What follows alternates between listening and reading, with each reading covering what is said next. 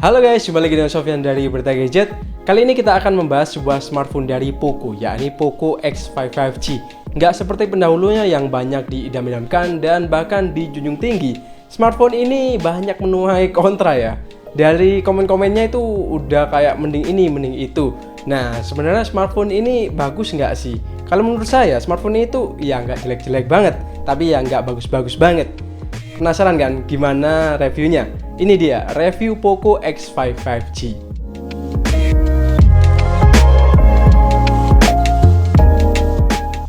Ini dia Poco X5 5G, smartphone yang nggak tahu kenapa ya banyak hatersnya. Lihat aja pas awal rilis, komennya tuh nggak se-excited seri X sebelumnya. Banyak yang bilang kurang ya, utamanya dari segi kameranya. Well, pendapat ini nggak sepenuhnya salah, tapi saya ngeliat banyak yang kurang paham tentang seri X dari Poco ini. Poco X series diciptakan oleh Poco buat ngasih experience flagship lewat extreme performance dan extreme price. Experience flagship ini biasanya hadir buat versi Pro-nya ya. Kayak dulu di Poco X3 Pro yang bawa chipset seri 8 Snapdragon. Sementara di seri reguler Poco akan tetap gunakan chipset kelas menengah. Termasuk pada Poco X5 5G ini yang pakai Snapdragon 695 5G. Secara angka emang terkesan kurang menarik, tapi performanya udah bisa dikatakan setara seri 7 lainnya seperti Snapdragon 750G. Dilihat dari skor Antutunya, Poco X5 5G bisa reskor 373 ribuan, sedangkan Snapdragon 750G ada di angka 380 sampai 390 ribuan. Selisihnya dikit ya. Tapi banyak yang beranggapan Snapdragon 750G itu levelnya jauh di atas 695. Padahal ya deket banget. Setelah saya pakai beberapa minggu, chipset ini kerasa luas dan menawarkan feel seperti smartphone 4 jutaan. Apalagi layarnya juga udah punya refresh rate yang tinggi. Dipakai main game juga udah mendukung banget. Main PUBG bisa set di HD High atau Smooth Ultra. Paling nyaman sih di set Smooth Ultra karena frame rate-nya itu stabil. Palingan ada frame drop sedikit pas turun dari pesawat dan sedikit juga saat tembak-menembak. Buat suhunya dipakai main setengah jam masih tergolong adem di angka 36,5 derajat aja. Sementara buat main Genshin, main setengah jam suhunya nyentuh di 40 derajatan. Mulai agak anget dan agak panas, tapi masih dalam batas wajar. Untuk settingannya itu nyaman di low 30 fps. Cuman emang dasarnya Genshin game berat ya, jadi ada sedikit lag pas tarung sama musuh.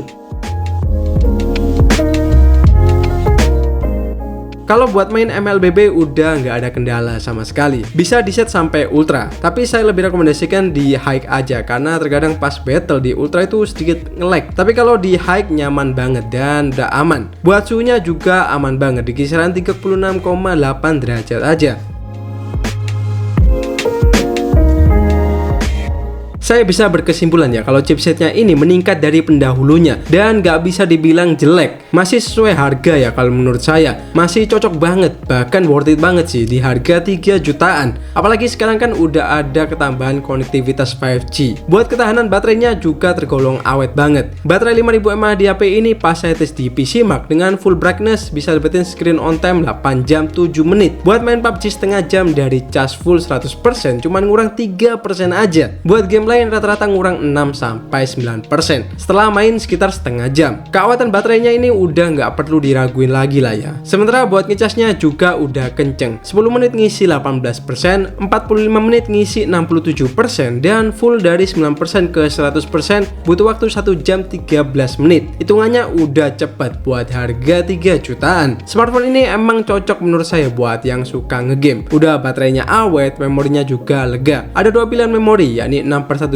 dengan harga 3,5 juta dan 8/256 dengan harga 4 juta. Saya lebih saranin ambil yang 8/256 ya, karena bakal bikin pengalaman pakainya tuh lebih maksimal dan bisa dipakai lebih panjang tentunya. Selain itu layarnya ini juga udah bagus banget. Sejak pertama kali pakai sampai sekarang saya masih kagum sama kualitas layar HP ini. Soal estetika emang bukan yang paling tipis atau layar lengkung gitu ya, tapi soal panel udah smooth banget dan udah juara lah untuk kualitasnya. Warnanya itu vibrant dan layarnya juga super responsif. Nah, sekarang masuk ke kenapa HP ini begitu banyak dimendingin orang-orang, bahkan sama saudaranya sendiri, seperti mending Redmi Note 11 Pro atau mending Mi 10T bekas. Nah, pokoknya itu banyak banget dimending-mendingin. Semua anggapan itu bermula dari sisi kameranya. Poco X5 5G bawa 3 kamera belakang, yakni 48 megapiksel kamera utama, 8 megapiksel ultrawide, dan 2 megapiksel makro. Sensor utamanya ini emang kerasa downgrade ya dari sebelumnya di X3 NFC yang punya resolusi 64 megapiksel. Saya juga agak heran ya kenapa sensor ini dipilih. Kenapa nggak mempertahankan sensor 64 megapiksel aja? Kan hasilnya udah pasti bagus ya dari dulu. Sementara di kamera depannya resolusinya masih bertahan di 13 megapiksel. Dan buat hasilnya ya gitu sih, ya standar aja. Hasilnya sebenarnya cukup oke, tapi dengan catatan cahayanya itu melimpah. Kualitas kamera di HP ini saya ngerasa kayak HP 2 jutaan ya. Kalau di 3 jutaan itu udah beda cerita, standarnya udah lebih tinggi dari ini. Dynamic range-nya kerasa sempit. Foto di kondisi indoor juga muncul banyak noise. Kualitas selfie-nya juga biasa aja. Dan untuk videonya juga mentok di 1080p 30 fps. Bahkan 60 fps di HP ini juga nggak ada.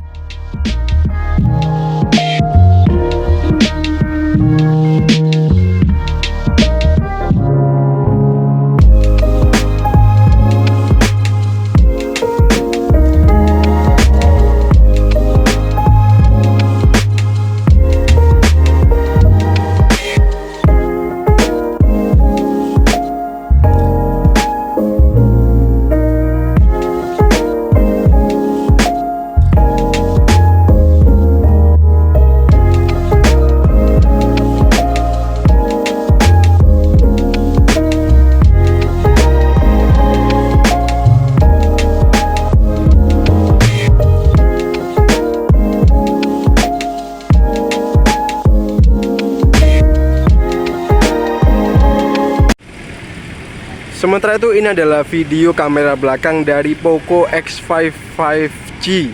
Ini resolusinya 1080p 30 fps. HP-nya nggak bisa rekam di 60 fps ya, dan juga belum bisa 4K. Kayak gini kondisinya mendung, bisa dilihat sendiri. Cuman ya masih cukup terang sih, ini belum malam ya. Masih sekitar jam 5 sore. Kita akan coba buat tes zoomnya di tulisan ini ya. Nah, untuk zoomnya ini maksimal di 6 kali zoom. Kita akan kembali dan kita coba buat tes stabilisasinya. Ini stabilisasi dari Poco X5 5G. Saya jalan pelan-pelan aja. Terus saya akan coba tes stabilisasinya lagi ya. Sekilas sih saya lihat ada kayak goyangnya dikit ya.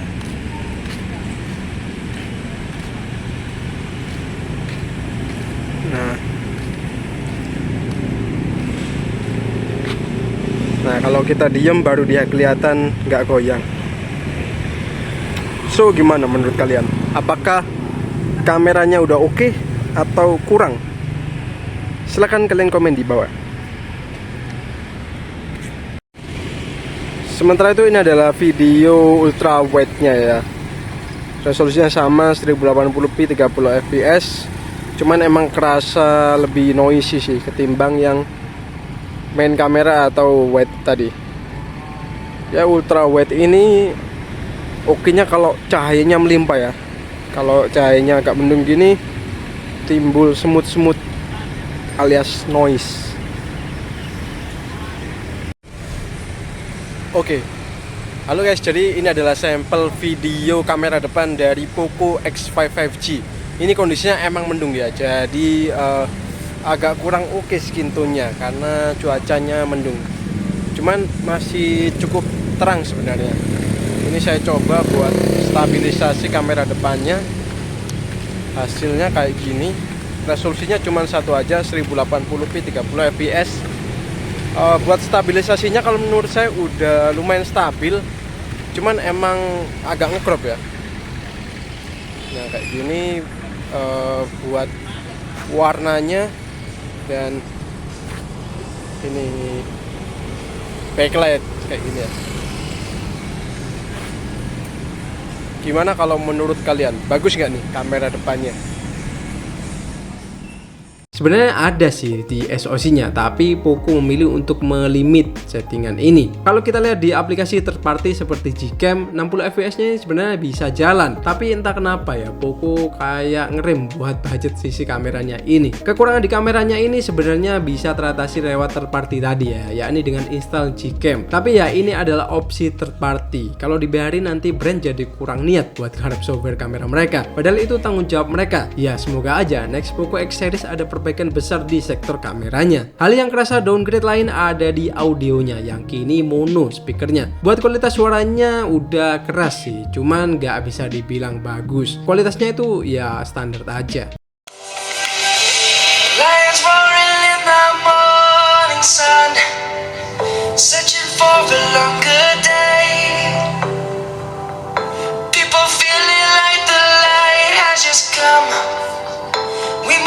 Stop the way, first jumping in a human head, grasping to.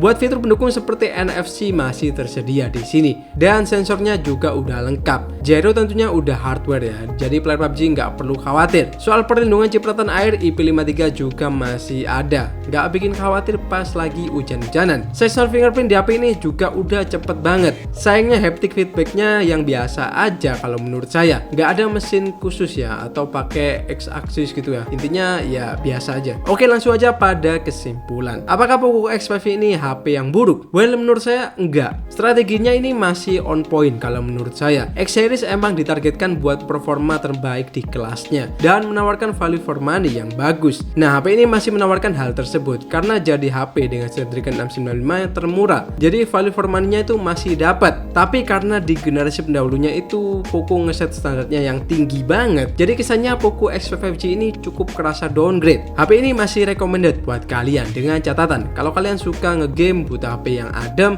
nggak bisa lepas dari layar AMOLED, baterai awet, dan lagi nyari storage yang gede. HP ini sangat-sangat recommended. Tapi kalau kalian pengen kamera bagus dan kamera itu jadi pertimbangan utama, jelas skip aja HP ini karena kurang menarik ya. Selain itu buat yang udah terbiasa pakai speaker stereo juga nggak recommended buat ganti ke sini karena kerasa ada downgrade. Oke, segitu dulu aja video review Poco X5 5G kali ini. Subscribe biar gak ketinggalan video lainnya. Terima kasih udah menonton. Sofyan di sini pamit dan kita bakal jumpa lagi di video selanjutnya.